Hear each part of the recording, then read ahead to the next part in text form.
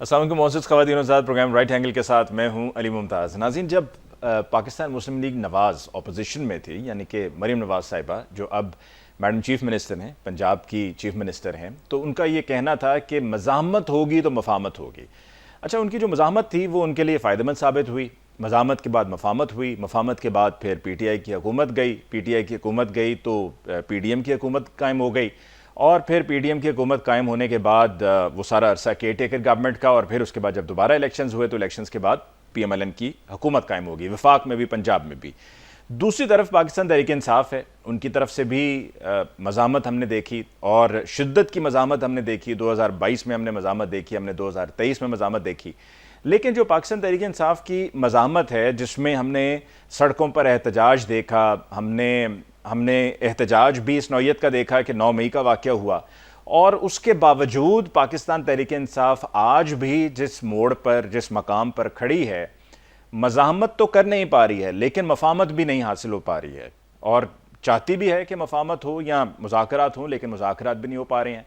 शहबाज शरीफ साहब ने कहा था कि जी हम मुज़ाकरात करने को तैयार हैं, लेकिन अपोजिशन यानी कि पाकिस्तान तहरीक इंसाफ ये कहती है कि जी हम कम अज़ कम हुकूमत से तो नहीं करेंगे मुज़ाकरात। राना सनाउल्लाह साहब को बयान को, जिसको मैंने पिछले हफ्ते कोट भी किया, उनका भी ये कहना था कि जी PTI हमसे क्या, इस्टेब्लिशमेंट से भी नहीं चाहती है, कि अगर एक तासुर यह था कि वो हुकूमत से मुज़ाकरात नहीं चाहती है, इस्टेब्लिशमेंट से चाहती है, तो वो भी नहीं हो पा रहा है।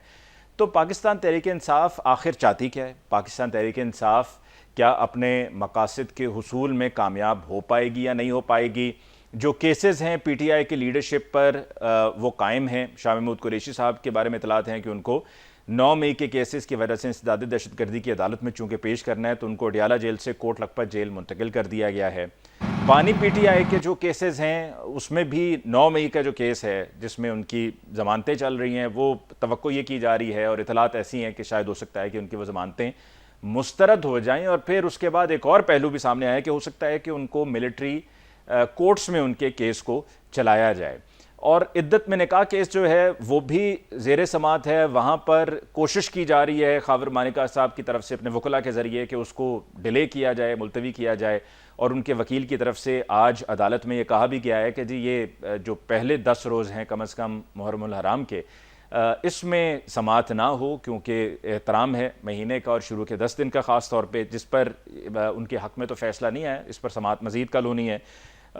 और दूसरी तरफ सुप्रीम कोर्ट के जो मामलात हैं वो भी सबके सामने हैं, और जो इस्लामाबाद के 3 हल्के हैं उस पर इस्लामाबाद हाई कोर्ट की तरफ से जुर्माना आयद कर दिया गया है, और जुर्माना आयद किया गया है तारिक फजल चौधरी साहब पे और राजा खुर्रम नवाज साहब पे, जिनका ताल्लुक PMLN से है, क्योंकि उनकी तरफ से जवाब जमा नहीं करवाया गया है। इसके अलावा इलेक्शन ट्रिब्यूनल ने कहा है कि तीनों पटिशन्स को रोज़ाना समात होगी, लेकिन हर हल्के की अलग अलग समात होगी। तो ये भी बड़ा अहम मामला है, और वो साथ में एक और जो मैटर अब चल पड़ा है कि जस्टिस तारिक महमूद जहांगीरी साहब के खिलाफ जो एक सोशल मीडिया पर उनकी डिग्री, मुबैना डिग्री को लेकर जो एक कैंपेन शुरू की गई है, उसमें कुछ सहाफ़ियों को भी नोटिस जारी किए गए हैं, जिसमें इस्लामाबाद के ये बेस सहाफ़ी हैं, जिनके बारे में ये कहा जाता है कि जी जब भी कुछ तरह की बात होती है तो वो कैंपेन का हिस्सा बन जाते हैं। बहरहाल आज के प्रोग्राम में हम इसी हवाले से बात करेंगे अपने मौजूद मेहमानों के साथ। बाकायदा गुफ्तगू का आगाज़ करने से पहले हमें लेना है एक मुख्तसर वक्फा, मुलाकात होगी वक्फे के बाद। वेलकम बैक आफ्टर ब्रेक जी। आज के प्रोग्राम में बाकायदा गुफ्तगू का आगाज़ करते हैं। हमें ज्वाइन किया है PMLN से चौधरी नूरुल हसन तनवीर साहब ने। चौधरी साहब का बहुत बहुत शुक्रिया कि आपने हमें ज्वाइन किया। हमें ज्वाइन किया है पाकिस्तान तहरीक इंसाफ से सेनेटर हुमायूं मेमन साहब ने। हुमायूं साहब आपको भी बहुत बहुत शुक्रिया for joining us in the show tonight. और हमें ज्वाइन किया है, I believe he is joined us, if not जैसे ही हमें ज्वाइन करेंगे तो will be part of the discussion, barrister Aamir Hasan साहब। He is there ji. बहुत बहुत शुक्रिया आमिर हसन साहब कि आपने भी ज्वाइन किया। पाकिस्तान पीपल्स पार्टी की हमारे प्रोग्राम में शामिल होकर नुमाइंदगी करते हैं, and he is been very vocal when it comes to representing Pakistan Peoples Party. सबसे पहले हुमायूं मेमन साहब, आपसे गुफ्तगू का आगाज़ करते हैं। सर, प्रोग्राम के इब्तिदाई में जैसे कि मैंने कहा, आपकी पार्टी पाकिस्तान तहरीक इंसाफ मज़ामत की मफ़ाहमत भी चाहती है, लेकिन मज़ामत के नतीजे में मफ़ाहमत जो चाहती है वो मफ़ाहमत उस तरीके से हो नहीं रही है, या शायद आप उस तरीके से मफ़ाहमत कर नहीं रहे हैं, या सिर्फ लफ्ज़ी ये बात है कि जी मफ़ाहमत हम चाहते हैं लेकिन आप अमलन उस पर कुछ भी ऐसा इरादा नहीं रखते हैं। क्या ये दुरुस्त है? चाहते क्या हैं आप? बिस्मिल्लाहिर्रहमानिर्रहीम, इय्याका नअबुदु व इय्याका नस्तईन। देखिए, आपने आधी बात बताई थी अपने इंट्रो में कि मफाहमत होगी तो सॉरी मज़ामत मज़ामत होगी तो मफाहमत होगी, जो मरीम मरियम नवाज साहिबा ने साहब कहा था। उन्होंने कहा था, लेकिन उन्होंने ये भी कहा था मुझे तरीका आता है कि बूट पॉलिश करने का, हाथ जोड़ने का और वगैरह वगैरह। वो उन्होंने कहा था कि मुझे अच्छे तरीके से तरीका आता है, और हमें पता है कि उनको तरीका आता है, दैट्स फॉर श्योर। अच्छा देखिए, बात ये है कि हम लोग मज़ामत हम जो करना चाहते थे, ये सारी बात जो स्टार्ट हुई थी, अगर आप देखें, आप फिलहाल 9 मई को आप भूल जाएं, क्योंकि 9 में एक साल बाद आना था। हम उसे एक साल पहले 25 मई की तरफ जा रहे हैं। 25 मई को हम लोगों ने कहा था कि हम लोग एहतजाज करेंगे, और इससे पहले पाकिस्तान तहरीक इंसाफ की कोई ऐसी हिस्ट्री नहीं थी जिसमें उन लोगों ने या किसी जगह पे कोई पुरतशद्दुद एहतजाज किया हो। तो अब जब ये याद रखें कि 25 मई को हम लोगों ने एहतजाज करना था, और आपने सब लोगों ने टेलीविज़न पे देखा, नहीं देखा तो आज भी इनके वो रिकॉर्ड्स होंगे कि 22 मई से पाकिस्तान तहरीक इंसाफ के लोगों को घरों से उठाना शुरू कर दिया था। 23 मई 24 मई में आप देखेंगे कि वही यास्मीन राशिद साहब थी, उनके गाड़ी को तोड़ा गया था, वो सड़क पर बैठ गई थी, और सो ऑन। तो ये जो दहशतगर्दी स्टार्ट हुई थी, that was actually through the then government. उन लोगों ने ये सारा काम शुरू किया था। आपने देखा है पुलिस वालों का किस तरीके से वो हुआ था। अब ये याद रखें, जब भी आप आवाम निकलती है, चाहे वो 5,000 निकले, चाहे वो 50,000 निकले, चाहे वो 5 लाख निकले, जब आप उनके ऊपर लाठी चार्ज करेंगे, जब आप उनके ऊपर आंसू गैस फेंकेंगे, जब इस किस्म की चीजें होंगी, तो वहां पे क्लैशेस आएंगे। अच्छा, उन क्लैशेस के, और मैं इसलिए आना चाह रहा हूं कि ये इन सब चीजों को बाय डिजाइन ऐसे किया गया था ताकि क्लैशेस आए, और फिर उन क्लैशेस को लेकर इस सब चीज का रुख उस तरफ मोड़ा जाए कि जिसकी एंडिंग प्री प्लान तरीके से जो 9th में हुआ था उस तरफ लेकर जाए। तो it was all script starting from there. अगर ये उस वक्त की गवर्नमेंट ये काम ना करती, और मुझे खास तौर पे अफसोस इस बात का था कि चले नून लीग के तो एक हिस्ट्री है कि वो हमेशा जितने भी डिक्टेटर्स है उनके साथ रही है, उनकी पैदावार है वगैरह, लेकिन सो कॉल्ड पाकिस्तान पीपल्स पार्टी, जो कि अपने आप को हमेशा डेमोक्रेटिक पार्टी कहती है, जिन्होंने हमेशा कोशिश की है या बज़ाहिर ये किया है कि वो डेमोक्रेटिक नॉर्म्स को होल्ड ऑन करे, उन लोगों ने भी उनके साथ मिलकर ये सब कुछ किया। क्योंकि अगर वो उनके साथ शामिल ना होते तो शायद ये चीजें ना होती। ठीक। तो इस लिहाज से ये सारा कुछ हुआ है। और आज भी जो है ना, आज भी मैं आपको बात बता देता हूं, आज भी ये सारा प्रोसेस ये जो चल रहा है, ये वो किसी ना किसी तरीके से दे आर ट्राइंग कि वो पाकिस्तान तहरीक इंसाफ को दोबारा एक ऐसी चीज के ऊपर लेकर जाए कि जहां पे वो दोबारा क्लेम करे कि पाकिस्तान तहरीक इंसाफ जो है वो इस किस्म की पॉलिटिकल पार्टी है, इस किस्म की पॉलिटिकल पार्टी है, and they try to stop that. क्यों? इनको पता है कि इमरान खान वो वाहिद बंदा है जो इनके जरिए मुआश, जो इनका पॉलिटिकल अर्निंग है, उसको रोक रहा है। वो वाहिद बंदा है जो इन पॉलिटिकल पार्टीज जो पिछले 30-35 साल से इस मुल्क के ऊपर काबिज है और मुल्क को तबाह करने में उनका 100% हाथ है, उन लोगों के सामने सिर्फ एक वो शख्स है जो खड़ा हुआ है और इनको वो नहीं करने दे रहा जो कर रहे हैं। और ये याद रखिए, मैं आपको एक और बात बताता हूं, आज अगर कुछ तरक्की हो रही है, ठीक है, और ज्यादा चीजें हो रही है, so thank you very much Imran Khan. ठीक। आमिर हसन साहब, आपकी तरफ आते हैं। मैं जो मेरा बुनियादी सवाल था ये कि what does PTI want next, उस पर मैं फिर हुमायूं साहब से उनकी राय लूँगा। आमिर हसन साहब, आज हमने बिलावल साहब को भी सुना, जरदारी साहब भी लाहौर के दौरे पर हैं, और हमने बिलावल साहब को ये कहते हुए सुना, साथ में फैसल करीम कुंडी साहब भी थे, कि जी जो केपीके में हो रहा है, गालम गलोच हो रहा है, ये उसके हक में नहीं है।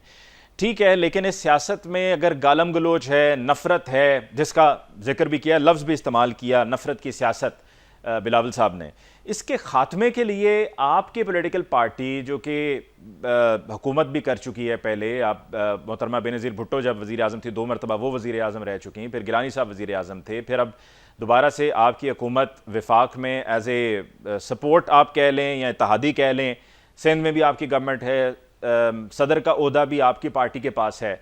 तो इस सब में से, इस भंवर में से मुल्क को निकालने के लिए और इस गालम गलोच में से जो कि आपकी पार्टी की लीडरशिप कह रही है कि चल रही है, इसके खात्मे के लिए आपने अब तक क्या किया है? देखिए, अगर मैं इस प्रोग्राम में बैठ के कहूँ कि ये नहीं होना चाहिए या ये बैठें, या चेयरमैन साहब भी अगर प्रेस कॉन्फ्रेंस में कह रहे हैं कि नफरत और तकसीम की सियासत नहीं होनी चाहिए, उससे भी बढ़ के जो फोरम है वो है पार्लियामेंट। और पार्लियामेंट में पार्लियामेंट को जो रहनुमाई देता है वो फादर फिगर होता है, सिंबल ऑफ फेडरेशन होता है, president of Pakistan. President of Pakistan ने अपने पहले एड्रेस में इस असेंबली को, हुकूमत और अपोजिशन को कहा कि आइए मिल बैठें और आइए आगे बढ़ते हैं। लेकिन पीटीआई के दोस्त वो प्रेसिडेंटिस्ट जो था अलवी, उसके जरिए पीछे साजबाज करने के लिए, बाजवा की गोद चढ़ने के लिए दोबारा वो साजिशी थ्योरी बनाना चाहते थे और मुलाकातें कर रहे थे।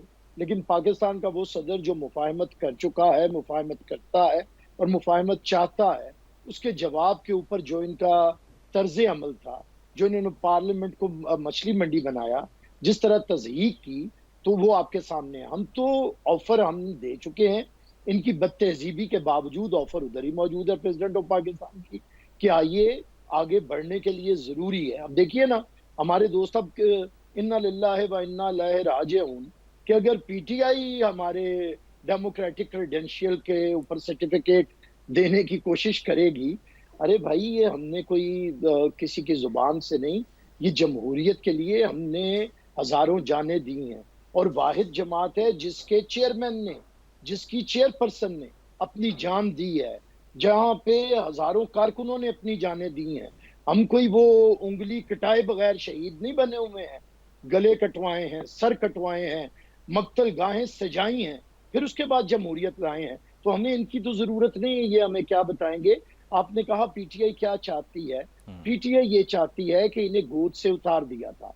एक बच्चा जब सरकश हो जाए और दाढ़ी नोचने लगे गोद में, तो फिर वो बाबे बुजुर्ग और बड़े और बाप उतार फेंकते हैं। पीटीआई का रोल ये था कि ये जनरल बाजवा की लैपालक और एक औलाद थी जिन्हें उन्होंने गोद लिया था। और उस वक्त ये खुद कहते थे कि आर्मी चीफ रियासत का बाप होता है और हमारा बाप है आर्मी चीफ, वही जनरल बाजवा। आपको सिर्फ पीटीआई नजर आती है आमिर हसन साहब के गोद में रहे किसी के और किसी के साथ? जो भी नजर आता है हमने उससे तौबा करवा ली है, इन्होंने अभी तक तौबा नहीं की। जो जनरल जिया के बच्चे बलूंगड़े थे उन्होंने तौबा कर ली है। कोई ऐसे शवाहिद बता दें, कोई ऐसे शवाहिद, शहादतें कोई ऐसी बता दें कि जहां से मौसूल हुई हों। कहते हैं चोर चोरी से जाए, हेरा फेरी से ना जाए। लेकिन बहरहाल उन्होंने मिसाके जमहूरियत में माफी मांगी है, आमरीयतों के खिलाफ बोले हैं। और हमने तो अपने, अगर हमें कहा जाता है ना कि हमने अयूब दौर में रहे, तो हमने तो लहू से वो दाग धोए हैं। और जो दाग लहू से धो दिए जाएं, उससे बढ़ के तो कोई चीज नहीं होती। अच्छा, उसके बाद आते हैं, इन्हें पहले माफी मांगनी पड़ेगी। ये जनरल बाजवा के बगल बच्चे रहे हैं, ये जनरल फैज हमीद के जरिए मुल्क में वो नाजी राज इन्होंने कायम किया हुआ था, फैशिज्म लाना चाहते थे। और आज भी इनका कोई मुतालबा जमहूरियत नहीं है, आज भी आइन की बालादस्ती इनका मुतालबा नहीं है। इनका मुतालबा ये है कि मुझे गोद लिया जाए। ठीक है, उसे गोद ना लें और मुझे गोद लें, मुझे दोबारा। अब इसीलिए देखिए ना, मुझे बाद में कंप्लीट करता हूँ। इसीलिए देखिए कि इनके जो चेयरमैन है उनका मुतालबा ये है कि मैंने किसी को नया अब्बू बनाना है, वो अब्बू मेरी तरफ देख नहीं रहे, तो मैं अब्बू से बात करूंगा, ना पार्लियामेंट में बैठूंगा, ना पार्लिमानी कुव्वतों से करूंगा, ना सियासी कुव्वतों से करूंगा, ना जमहूरियत की बात करूंगा। मुझे एक नए अब्बू चाहिए।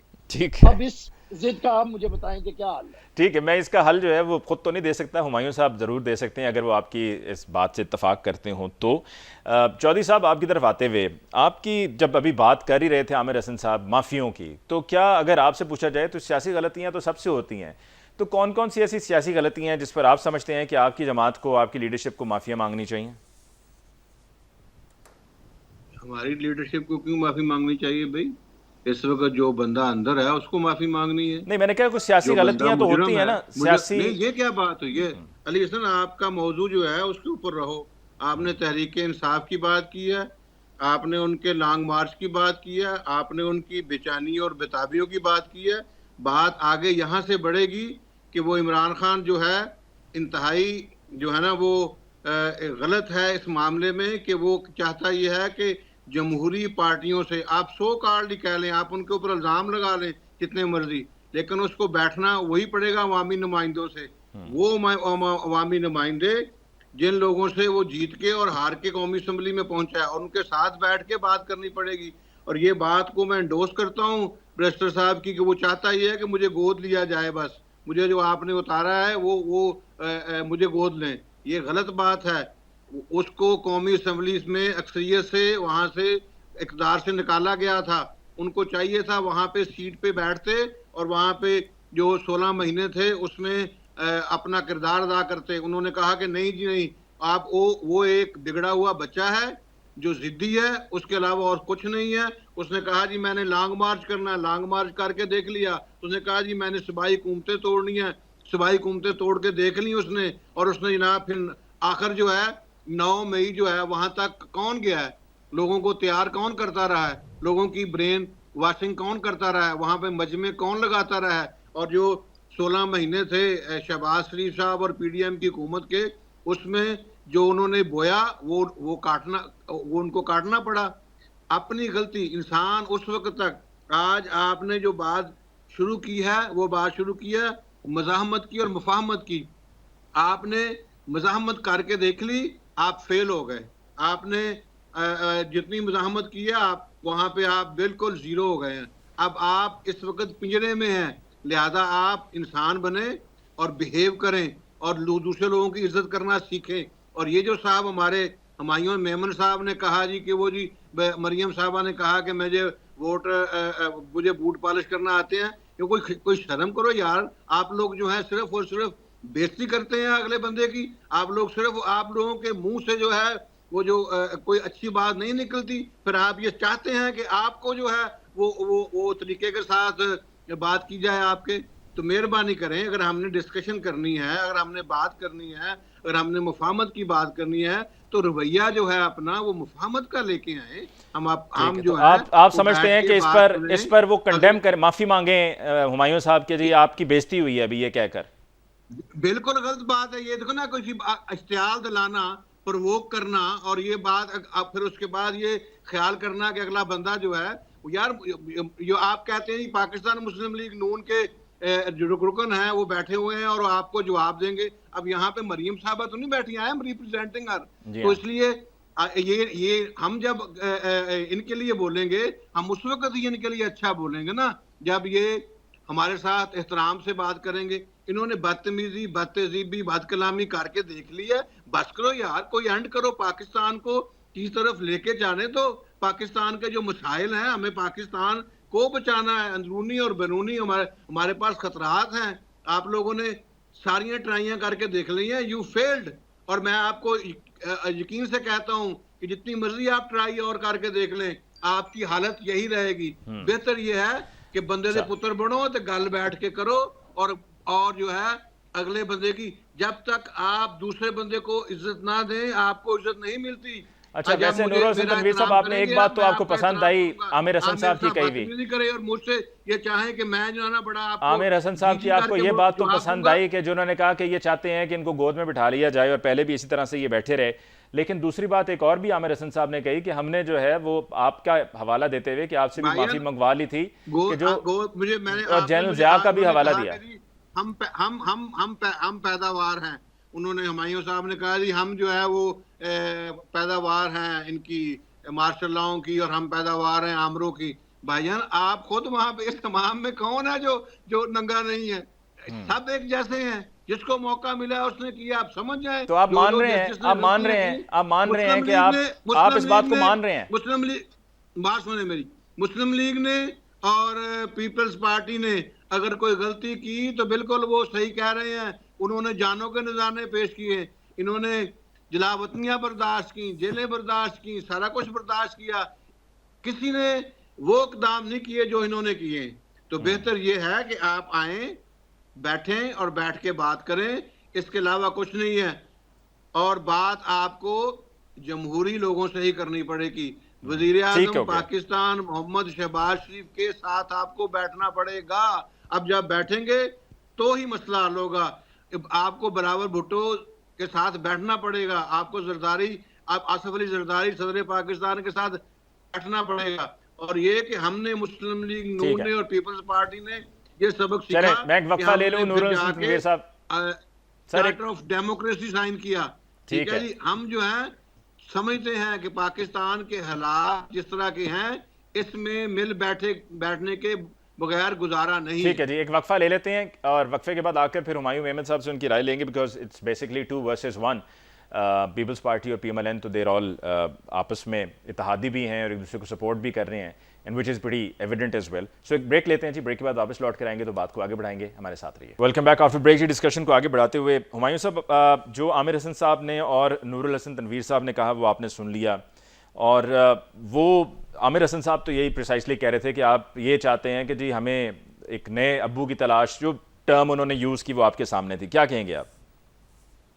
देखिए जी, हमें सबको पता है कि वो लेटर किसको लिखा था, कि एक लेटर था जो बहुत अरसा पहले लिखा गया था, और जनरल न्याजी को लिखा गया था, किसको लिखा गया था वो सारे हमें पता है, हिस्ट्री सब पता है कि कौन किसका अब्बू था, कौन क्या था। हमें ये भी पता है कि कौन डायरेक्टली, देखिए जो जब हम कहते हैं ना कि आप एक मार्शल लॉ की पैदावार है, तो उसका मतलब ये होता है कि मार्शल लॉ के फौरन बाद अगर कोई पार्टी अचानक वजूद में आ जाए और फिर वो इलेक्शंस हार जाए या इलेक्शंस को नॉन पॉलिटिकल बेसिस पे करा के किसी को इंस्टॉल कर दिया जाए, तो फिर आपको पता चलता है कि यार ये वाकई नॉन डेमोक्रेटिक पार्टी थी in the name of democracy. ये होता है wolf in the sheep's clothing, और वुल्फ जब इन द शीप्स क्लोथिंग होता है वो रहता वुल्फ ही है। अच्छा, दूसरी बात रही बात कि पाकिस्तान तहरीक इंसाफ 1996 में वजूद में आई थी, उसके बाद स्ट्रगल करती रही है, और कहीं जाके कोई पता नहीं कितने सालों बाद जाके उन्होंने कोई अपना इम्पैक्ट डाला है।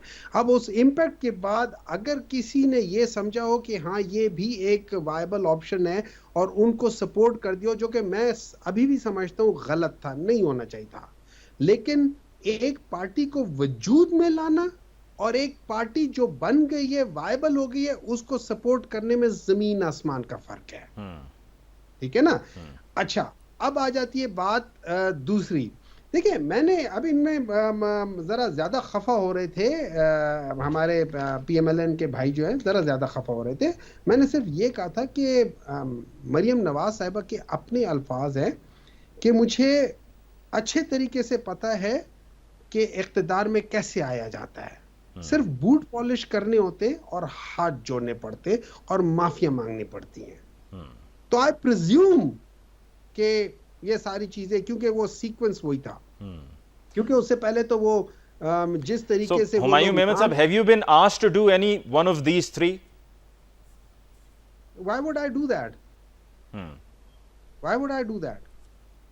अगर हमने ये करना होता, अगर हमने ये करना होता, जी मैं आता हूं आपकी तरफ, नूरुल हसन तनवीर साहब मैं आपकी तरफ आता हूं। एक मिनट है ना, एक मिनट है जरा, जी मैं आता हूं चौधरी साहब, आता हूं आपकी तरफ। इस तरह है कि अगर हमने ये काम करने होते ना, ये जो एक दूसरे को कह रहे होते हैं कि अभी आज पीपल्स पार्टी, आज नून लीग वाले भी कह रहे हैं पीपल्स पार्टी वालों को कि इन लोगों ने जेलें काटी। अरे भाई, इनको जेलों में किसने रखा था? मैंने तो नहीं रखा था, पीपल्स पीटीआई वालों ने तो नहीं रखा था, किसने रखा था? देखिए, इस वक्त अगर आप हिस्ट्री देखें, मियां नवाज शरीफ वो वाहिद लीडर हैं जिन्होंने डायरेक्टली या indirectly 9 prime ministers including his own parties prime minister को निकालने में डायरेक्टली या इनडायरेक्टली इन्वॉल्व रहे हैं। ये हिस्ट्री है, ये मैं नहीं कह रहा। अच्छा, नंबर 2, जब हम बदतमीजी की बात करते हैं तो क्या वो बदतमीजी नहीं थी कि जब एक खातून और पीपल्स पार्टी वालों को, आई डोंट नो कि वो क्या है, कि जब उनकी लीडर जिनको यो माँ का दर्जा देते और नुसरत भुट्टो साहब का जब उनकी तस्वीरें फेंकी जा रही थी, वो क्या पाकिस्तान तहरीक इंसाफ ने फेंकी थी? वो कहते हैं फरियाल तालपुर साहिबा को तो चलें जेल में बंद किया था ना। भाई ये बातें ऐसी लेके बैठेंगे तो ये मुफाहमत की बातें हैं। मुझे नहीं देखें, उस तरफ भी आते हैं कि मुफाहमत के लिए फिर क्या करना होगा। जी हुमायूं साहब, ये जो बातें कर रहे हैं ताने और जो इससे मुफाहमत आएगी। आप मुझे देखिए, मुफाहमत की मैं बात करता हूँ, मुझे एक बात बताएं, मैं हुमायूं साहब, इस वक्त आपकी पार्टी मुश्किल में है, कोई ऐसी बात बताएं, कोई ऐसी बात करें जिसमें कौम की बेहतरी हो, जिसमें सारे मिलकर बैठ जाएं, जिसमें पाकिस्तान का फायदा, कोई ऐसी बात बताएं।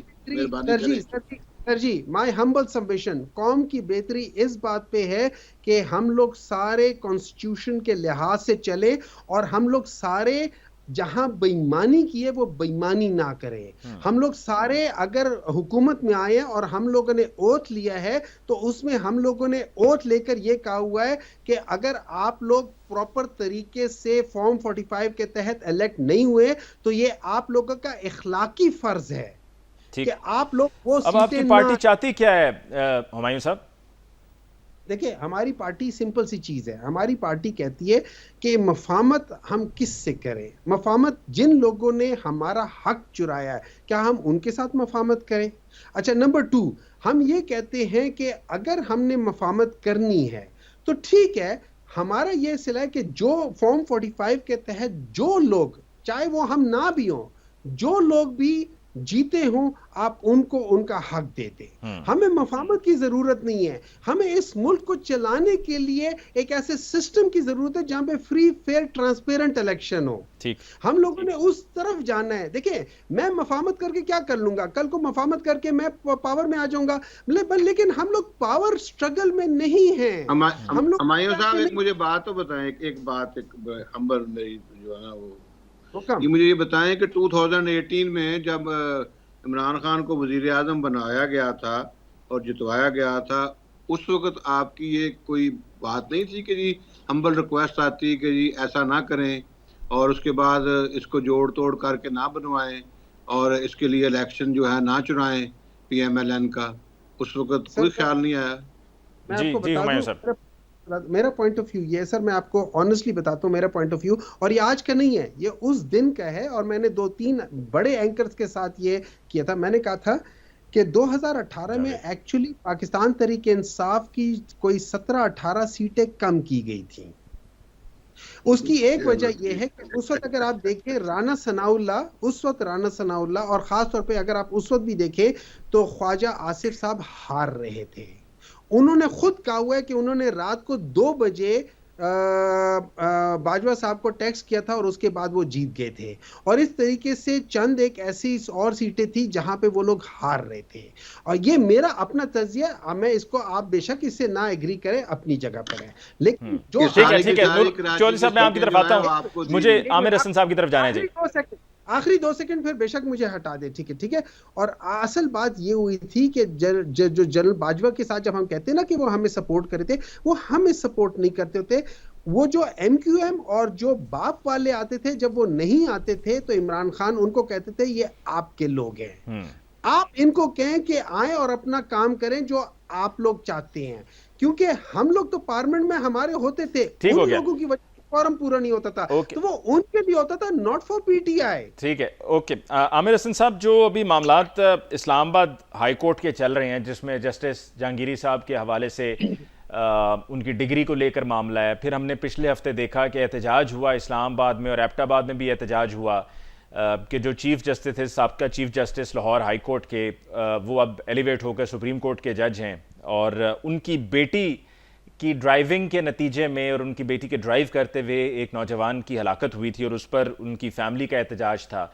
कुछ लोगों का ये कहना है कि this is all an organised campaign against those जजेस ऑफ द सुप्रीम कोर्ट या ऑफ द हाई कोर्ट्स के जो are going anti the current government, या जो PTI की फेवर में उनके फैसले जा रहे हैं पॉसिबली, या उससे PTI को फ़ायदा हो रहा है, बेनिफिशरी है।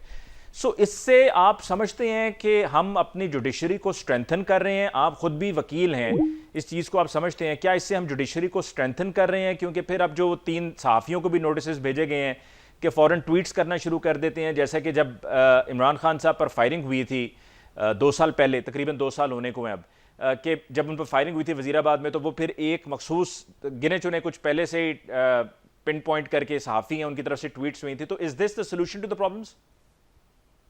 देखिए, जुडिशरी को कितना स्ट्रेंथन करना है हमें तो नहीं पता, इससे ज्यादा तो नहीं। जब जुडिशरी के बारे में कोई बात करे तो वहां पे तौहीन अदालत का केस चल जाता है। अब अगर जहांगीरी साहब की डिग्री जाली है तो क्या उन्हें जज रहना चाहिए? और अगर उनकी डिग्री ठीक है तो फिर कैसा प्रेशर होगा उनके? एक बंदे की डिग्री ही ठीक है तो उस पर क्या है, किस चीज का प्रेशर है? अगर chief justice Lahore high court की बेटी ने एक्सीडेंट किया है और उससे कोई किसी की जान गई है, तो अगर एहतजाज हो रहा है 2 साल तो क्या बाद, नहीं होना चाहिए? 2 साल बाद एहतजाज हो रहा है। चलें, जब भी, मैं तो ये बात कर रहा हूँ ना, पहले क्यों नहीं हुआ और अब क्यों हो रहा है? चलें चलें, दूसरी तरफ तो ये तो देखें कह कि रहा हूं कि एक पाकिस्तान एक के अंदर, कैंपेन है कि उनसे कहा गया है कि जी आप नहीं ठीक है, मुबैना तौर पे कि जाओ जाकर एहतजाज करो। नहीं नहीं, पहले तो आप जहांगीरी साहब का तो फ्रेश मामला है ना। दूसरी बात, ये जज जिनके लिए आप और मैं बड़े ही जज्बाती होने की कोशिश करते हैं, ये कोई छुई मुई के पौधे नहीं होते हैं, बड़े होशियार और चालाक होते हैं, और उधर से क्लियर होके आए होते हैं, उधर से जी हजूरियां करके ये उधर जज से बने किधर होते से? हैं। अब मैं जिधर से आज वो कहते हैं फोन आया है, उन्हें नंबर पता है ना, फोन पहले भी तो सुनते रहे हैं ना, पहले भी तो ताबेदारियां सारे करते रहे हैं ना। बात यह है कि जब उनके साथ चलते हैं तो फिर और मामला होता है। सीधी बात है, पाकिस्तान के अंदर जुडिशल रिफॉर्म्स की जरूरत है। पाकिस्तान के अंदर जहां पे हर इदारा तबाह हुआ है, वहां पे हमारी जुडिशरी भी आप कह रहे तबाह हैं हुई कोई है। ऑनेस्ट जज ऐसे नहीं ऐसे है लोग, हमारे यहाँ? कोई, we don't have an honest जज? होगा होगा इक्का दुक्का, कोई एक आध नाम लेकिन बता दें। मैं, चलें, ये चीफ जस्टिस है, कितनी मुसीबत ये काट के आए हैं। ये जो हमारे चीफ जस्टिस सुप्रीम कोर्ट है, काजी फाइजी साहब, जी। क्या इन्होंने इनके साथ किया था उस वक्त, क्या किया जा रहा था? ये हुकूमत आज किस तरह किसी जज के बारे में कह सकती है कि रेफरेंस बन रहा है तो गलत बन रहा है? इन्होंने गलत बना के जो उसके साथ तरीका और जो सलूक किया वो कुछ करने का था। देखिए, बात यह है कि पाकिस्तान के अंदर जुडिशल रिफॉर्म्स की जरूरत है। जजेस हमारे ऐसे ही हैं, अगर ये जजेस इतने छुई मुई हैं तो घर बैठ जाएं। जजेस वही चाहिए जिनका किरदार हो, क्योंकि 25 करोड़ लोगों के इन्होंने फैसले करने हैं। ये आजकल हमारा क्या, मुझे वो जज अच्छा लगता है अली भाई, जो पीपल्स पार्टी के लिए अच्छा फैसला करेगा। मोहम्मद साहब को वो जज अच्छा लगता है जो पीटीआई के लिए अच्छा फैसला करेगा। तनवीर साहब को वो अच्छा जज लगेगा, सिद्दीकी साहब की तरह जो पीएमएलएन का फैसला। हमें वो जज चाहिए जो प्रो कॉन्स्टिट्यूशन हो, जो अवाम के हक में। आज तक पाकिस्तान को ऐसा चीफ जस्टिस मुयसर नहीं आया जो जुडिशरी को ठीक करे, गरीब आदमी के लिए इंसाफ की फरहमी को आसान बनाए। बैठ जाते हैं फुल बेंच बना के, बैठ जाते हैं गवर्नमेंट को ठीक करने के लिए, और एग्जीक्यूटिव के आपके दौरे इख्तियार हुकूमत में टांग अड़ाने इफ्तिखार लगती चौधरी है। साहब जब चीफ जस्टिस थे तो क्या उससे वो भी भयानक जज कोई होगा? नहीं, लेकिन वो उससे भी जुडिशल जिस तरह रिफॉर्म्स वो की जिस आपकी तरह वो आपकी मंजूरी से वो बहाल हुए? बिल्कुल हमने किए। मैं पार्टी से पहले एज अ पॉलिटिकल एक्टिविस्ट मैं जेलों में रहा, बहुत से लोग रहे, हम सब ने जद्दोजहद की, लेकिन हमें क्या पता था कि उनका सिर्फ जाहिरी चेहरा ही भयानक नहीं है, उनका अंदर भी बहुत भयानक है। और वो नजर आ गया कि वो उस चीफ जस्टिस ने क्या किया। जुडिशरी के बेहतरी के लिए कुछ नहीं किया, अपनी जान के लिए उसका बेटा डॉक्टर अरसलान क्या करता फिरता था, क्या निकला। और उसके बाद जुडिशरी ने जो जुडिशल इंपीरियलिज्म आया पाकिस्तान के अंदर, वो आपके सामने है, जिसे मैं समझता हूँ जुडिशल मार्शल लॉ था वो, कि पार्लियामेंट को डिक्टेट किया जाता था ये कानून बनाओ और ये कानून ना बनाओ। तो मैं फिर कहता हूँ कि ये जहां यहाँ पे बैठ के ना हम रोने रोते हैं, मैं मोहम्मद साहब को कहता हूँ, अब ये सेनेटर हैं, यहाँ पे बैठ के ये बातें, ये खराब है, ये दीवार खराब है, ये बातें नहीं। आप तो इस वक्त लेजिस्लेचर में है, फिर गवर्नमेंट में भी रहे हैं, आइए बैठे, कोई हल निकाल लें, एक दूसरे के साथ गुफ्तो शनीद के दरवाजे खोल लें। ये नफरत की सियासत से, और मैं नफरत की सियासत से निकलने का एक हल बताता हूँ आपको। नफरत की सियासत के पुराने सियासतदानों ने की है। पाकिस्तान के अंदर 70 साल से ऊपर वाले शख्स के हुकूमती ओहदा लेने पे पाबंदी लगा दी जाए, और 75 साल से ऊपर वाला पार्टी का भी कोई ओहदा ना ले, ये रिटायर हो जाने चाहिए। इसी तरह मुल्क के अंदर कोई एक्सटेंशन ना जुडिशरी में एक्सटेंशन चाहिए ना आर्मी में। जो भी 70 साल से ऊपर हो, 70 साल से ऊपर इलेक्शन लड़ने का ऐलान ना हो, और 75 साल से ऊपर वो पार्टी का होता। आप उम्र निकाल लें जिसकी जो है, मुझे नहीं पता, आप गूगल कर लें, आपको पता चल जाएगा। कोई तो उम्र होनी चाहिए। अच्छा, जब ये क़यादतें खत्म होंगी ना, जो 75 साल तक पहुंच गई हैं या पहुंच रही हैं, तो एकदम से आपको 30-40% स्पेस खाली होगी पॉलिटिकल पार्टीज के अंदर, जिसे नीचे से नौजवान फिल करेंगे, और एक ताजा हवा का झोंका आएगा। नफरत खत्म होगी, तकसीम खत्म होगी। मुल्क के अंदर ये जो मार दो मार लो और नफरत इस इंतहा तक बैठी आई है कि मैंने इससे हाथ नहीं मिलाना, ये मेरी बंदूक की निशिस्त पे है, इसे मैं नहीं छोड़ूंगा, इसे मैं घसीटूंगा, तो ये खत्म हो जाएगा। बिल्कुल ठीक है, एक इसलिए वक्फा जरूरी लेते है हैं। मुझे कि लगता है नफरत ज़दा की आदत को खत्म किया। आपने तो कह दिया कि जरदारी साहब भी भले उसमें फॉल करते हैं तो ही शुड ऑल्सो रिटायर, लेकिन अगर आते हैं 75 में जो आता है, मैंने कह जी, दिया और मुझे लगता है कि करें। नूरुल हसन तनवीर साहब ये नवाज शरीफ साहब के हवाले से इस बात को नहीं मानेंगे, लेकिन बहरहाल हो सकता है मैं गलत हूँ। एक वक्फा ले लेते हैं, वक्फे के बाद नूरुल हसन तनवीर साहब की तरफ जाएंगे और उनसे पूछेंगे। जी हमारे साथ रहिए। Welcome back after break. जी डिस्कशन को आगे बढ़ाते हुए चौधरी नूरुल हसन तनवीर साहब, सर नवाज शरीफ साहब को भी आप समझते हैं, जैसा कि आमिर हसन साहब ने अभी बड़ा क्लियरली कहा जरदारी साहब के हवाले से, तो नवाज शरीफ साहब को भी रिटायर हो जाना चाहिए ताकि नई क़यादत ऊपर आए। देखें ये मैं और आप और हम कौन होते हैं किसी को करवाने वाले? बुनियादी जमहूरियत के खिलाफ है ये। और बात यानी कि जो आमिर हसन साहब ने कहा ये बुनियादी जमहूरियत के खिलाफ है। नहीं, बिल्कुल बिल्कुल। और आमिर हसन साहब के लिए भी आपने कह दिया कि वो कौन होते हैं ये कहने वाले। हाँ जी, बात ये है कि परवेज मुशर्रफ आया था, उसने कहा था जी मैं जो हूँ ना BA की डिग्री उसने कर, जिसके पास नहीं है वो मेंबर नहीं बन सकता। तो वो जो पढ़ा लिखे लेके आए थे उन्होंने क्या कर लिया था जी। और ये नई से नई बात करने की बजाय हमें धौंस धांधली और अपने रवैये को तब्दील करने की जरूरत है। इमरान खान जो है इस वक्त अगर 75 साल की उम्र में जाके भी अपना रवैया नहीं बदलता मुल्क और कौम के लिए, तो उसको कोई तरीका है। और ये फिर as long as people are Pakistan are voting for somebody whosoever, वो 70 साल का हो या 50 साल का हो या 75 साल का हो, उस वक्त तक उसका हक है बुनियादी और आप उसको मना नहीं कर सकते। आपके पड़ोस में जो पीपल अपना इंडिया है उसमें देखें उनके जो लीडरान है, उनकी जो असेंबली है उसमें तमाम तर लोग जो हैं वो ज्यादा बूढ़े बैठे हुए हैं, लेकिन वो अच्छे फैसले करते हैं, अपनी जमात को रिप्रेजेंट करते हैं, अपने मुल्क का सोचते हैं। हमें ये चाहिए कि हम इस तरह की बातें करने की बजाय हम अपने रवैयों में तब्दीली लेके आए। यानी कि आपने सीधे मतलब ढके छुपे अल्फाज में आपने आमिर हसन साहब को ये कह दिया कि ये पुट्ठे मशवरे आप अपने अपने पास रखें। नहीं, आमिर हसन साहब बड़े माकूल आदमी हैं और बड़ी अक्ल की बातें करते हैं और बड़े, तो ये बात उनकी अक्ल ही के तो थी। सीजन्ड वकील हैं। मेरी ये जरूरत नहीं है। मैं सिर्फ एक मिनट आपकी तरफ आ रहा हूं। आमिर हसन साहब कुछ आप ऐड करना चाह रहे थे, मैं आ रहा हूं आपकी तरफ, सिर्फ एक जुमला ले लूं मैं। आमिर हसन साहब इसी भी कुछ ऐड करना चाह रहे थे। मैंने ये इसलिए बात की है, बुनियादी जमहूरियत क्या होती है? जमहूरियत ये है कि इस वक्त पाकिस्तान में 70% नौजवान है। तो क्या नौजवान की आदतें इस वक्त 70% नौजवान की आदत नहीं होनी चाहिए? तनवीर साहब ने खुद अपनी क़यादत बदली है। आज मरियम साहबा हैं वहां पे, वो चीफ मिनिस्टर बनी हैं। ये इनका इशारा है कि इनकी अगली क़यादत ये होगी। सीनियर वाइस प्रेसिडेंट उन्हें बनाया, चीफ ऑर्गेनाइजर बनाया, किस लिए बनाया? ये इशारा है ना। तो मेरा किसी क़यादत के ऊपर हमला नहीं है, मेरा उस ज़हनियत के ऊपर हमला है कि जो पाकिस्तान के अंदर टस से मस नहीं हो रहे हैं, इसीलिए सियासी जमातों के अंदर टूट फूट है।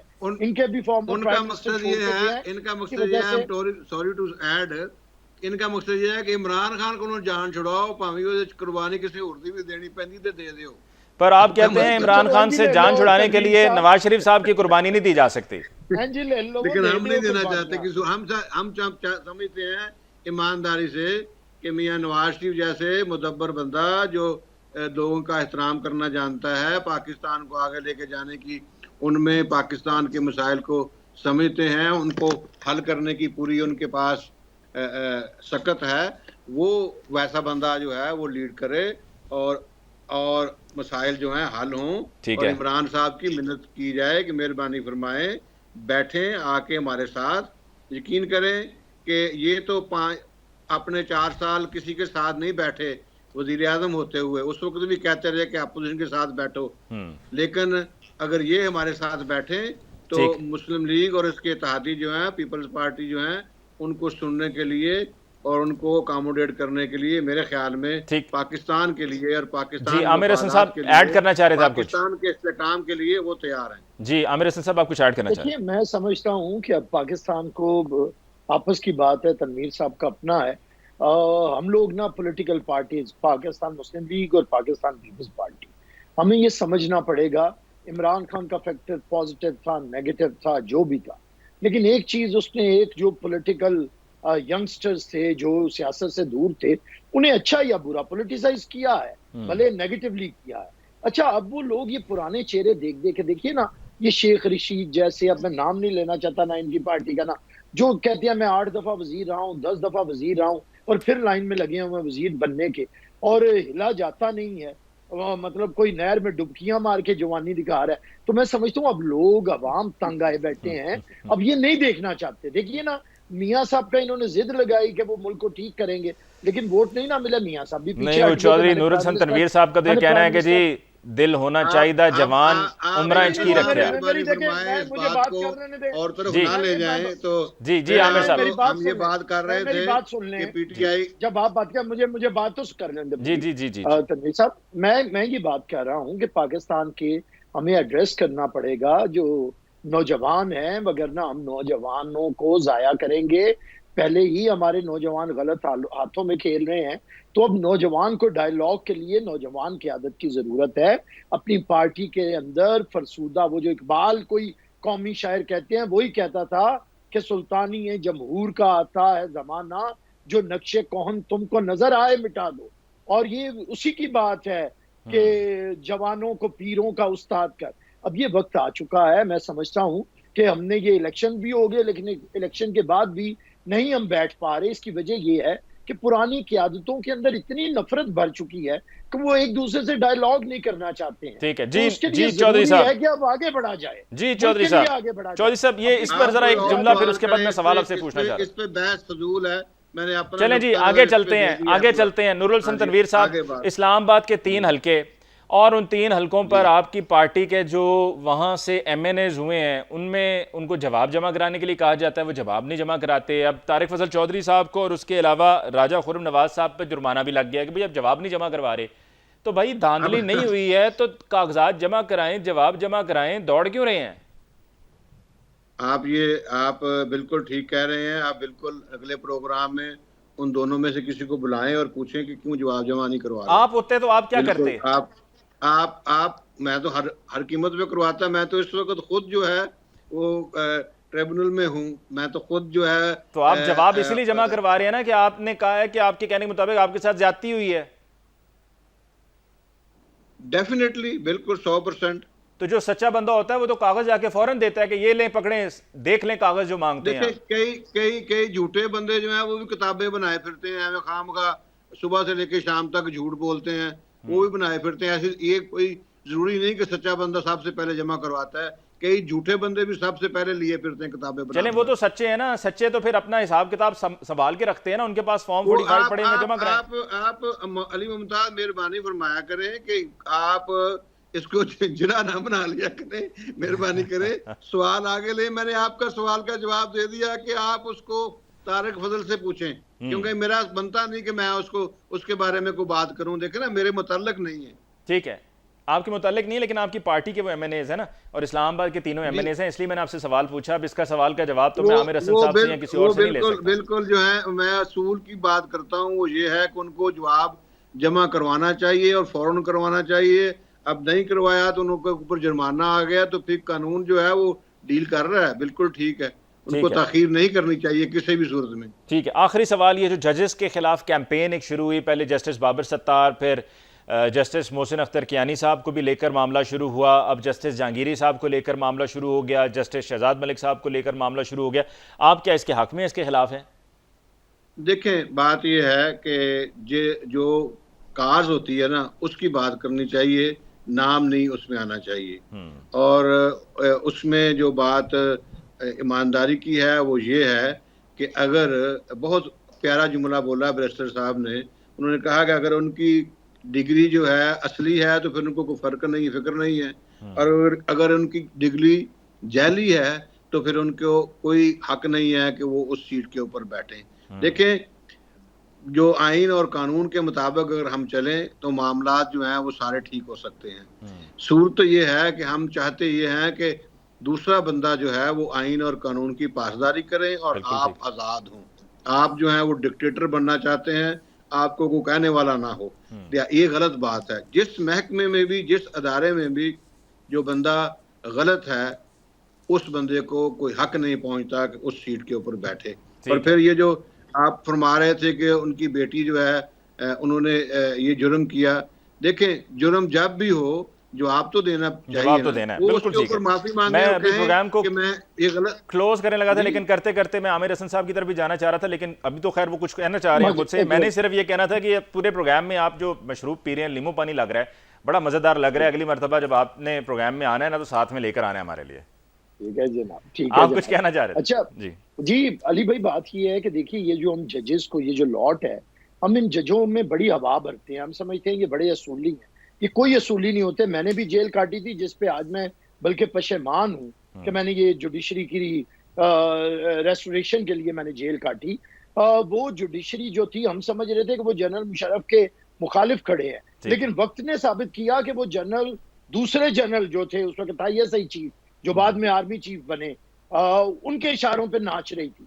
और वो उनकी बहाली भी फिर आपको पता है उन्हीं की टेलीफोन कॉल पे हुई थी। तो ये जजेस जो हैं ये इतने असूली नहीं हैं। हम समझते हैं कि ये किसी के खिलाफ खड़े हैं। ये अगर किसी के खिलाफ खड़े हैं तो किसी की उंगली लेके खड़े हुए हैं। और वो एम्पायर इस वक्त कौन है वो आप भी जानते हैं। तो मैं समझता हूँ कि ये बेजा बहसों से बाहर निकले, मुल्क के अंदर बैठे एक ग्रैंड डायलॉग की जरूरत है, इंस्टीट्यूशंस के दरमियान भी, सियासी जमातों के दरमियान भी, रियासती इदारों के दरमियान भी, ताकि मुल्क आगे बढ़े। ठीक है, आमिर हसन साहब आपका और चौधरी नूरुल हसन तनवीर साहब आपका बहुत बहुत शुक्रिया। सेनेटर हुमायूं अहमद साहब भी हमारे साथ थे, उनका भी बहुत बहुत शुक्रिया। नाज़रीन, इसके साथ ही आज के प्रोग्राम का वक्त खत्म हुआ चाहता है। मुझे अली मुमताज़ को दीजिए इजाज़त। अल्लाह ने के बाद।